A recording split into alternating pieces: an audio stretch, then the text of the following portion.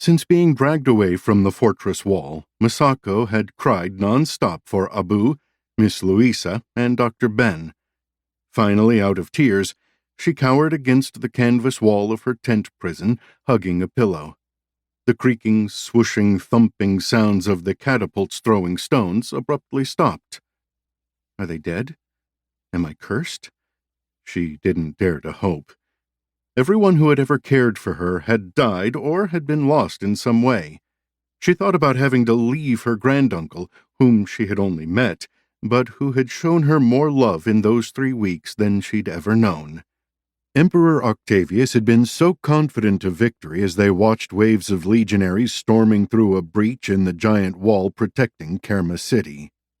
Misako had been shocked by the man's vicious words and the cruel pleasure in his eyes when he said her friends would die because they dared to stand up to him. She felt numb. Resigned to misery, she closed her eyes, trying to sleep. Maybe she wouldn't wake up. A slight breeze told her that someone had come into the tent.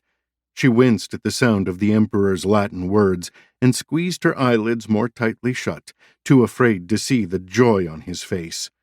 The wind in the large tent stirred again. This time, the Emperor's Babayacom translated the Aruan words from General Kinya.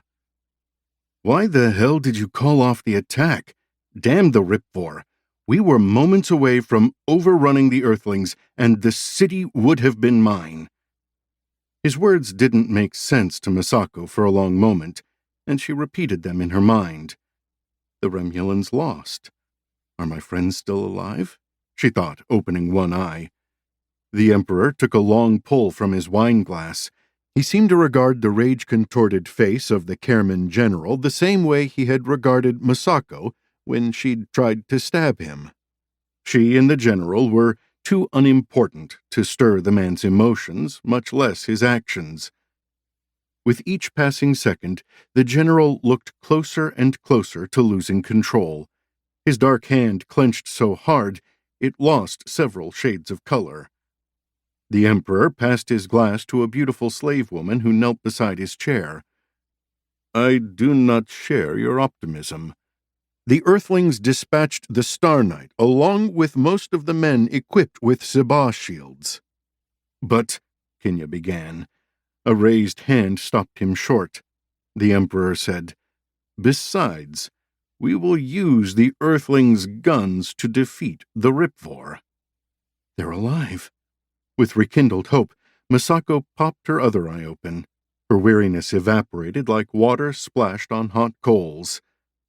"We don't need them to defeat the Reapers," Spittle sprayed out with the general's words. "But it will be easier. And when the lamentations are over, Kerma will be but the first of the nations that will fall to the Empire." The Emperor smiled. "All I ask is for you to have a little patience." The bubbling tension in the general's stance eased to a simmer.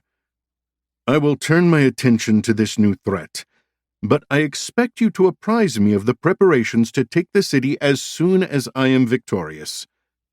The Emperor's eyebrow shot up. "I'll tell you what you need to know when you need to know it." The Remulan stood and glowered at the Kerman. "Remember, the army you lead is mine, and you are at its head at my discretion. That same army would die for me, and I can change your circumstances with the snap of my fingers."